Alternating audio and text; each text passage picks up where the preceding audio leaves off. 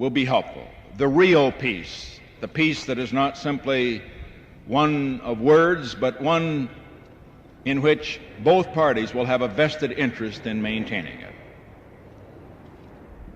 I would say finally, Madam Prime Minister, that a very famous British Prime Minister once said that one should always talk as much as possible to women, because this is the best school. I can assure you that I recognize the tremendous complexity of the problem we will be discussing. I recognize that it is necessary to get the very best answers that we can to find a solution to these problems.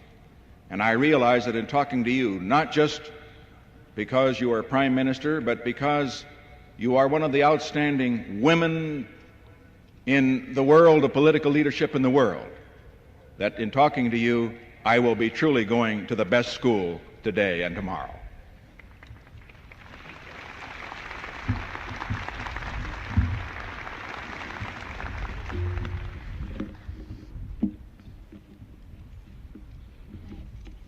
Mr. President, needless to say, I'm deeply moved by your reception and by the words that you have spoken. Every official guest from abroad to the White House must surely sense the significance of the occasion. May I say this is particularly so for a representative of a people small in numbers and in resources. May I say that in receiving me here in friendship and equality, you are affirming that the attitude of the United States to other peoples is not determined by physical factors. The history of Israel reborn in the years preceding statehood and the more than 2 decades since its achievement cannot be told without reference to the unwavering support and friendship shown by successive American governments and by the American people.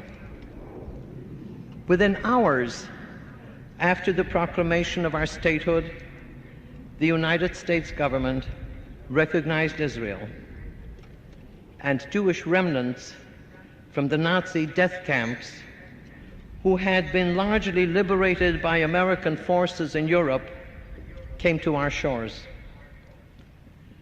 Mr. President, the ties between our two countries are rooted in the biblical heritage and in a common dedication to human dignity, freedom, and to democracy.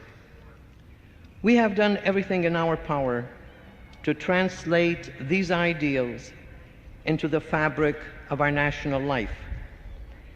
It is this sense of affinity that has encouraged us to ask for America's understanding and support in difficult times. The story of modern Israel is essentially the story of the return to the ancestral homeland of exiles from persecution, insecurity, and fear, in quest of freedom, human dignity, independence, and peace. Today, no Jew need remain homeless because of oppression and insecurity. I'm gratified to be able to say this here, in this great land, which has been a haven for the oppressed, including many of my own people. I shall be able to tell you, Mr. President, of Israel's progress in many fields. Tragically, peace is still denied us. But that same faith that sustained us down the ages instills within us the confidence that the hour of peace will come. I look forward to the day when an Israel Prime Minister will be able to come here bearing to the President and the people of the United States the tidings that the Middle East has entered a new epoch of amity and regional cooperation.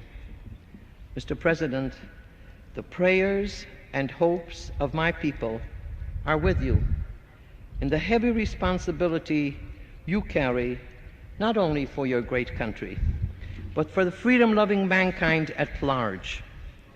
We follow with deep sympathy your efforts for regional and world peace, the phenomenal scientific advance of America under your leadership, the results of which are open to all nations, and your interest in economic and social advancement for all peoples.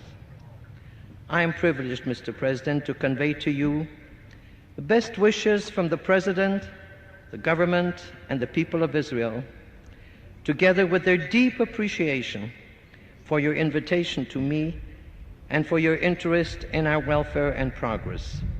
From Jerusalem, the city of prophecy and universal inspiration, I bring you the traditional Hebrew greeting, Shalom.